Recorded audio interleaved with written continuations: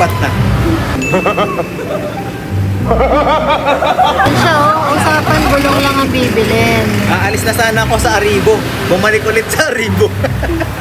Usapan gulong. Ayan na, mags na yung binibili niya. Mags na yung binibili niya, guys. Pili ka. Ayaw, di ba? Yan, ganyan. Parang mas maganda to eh.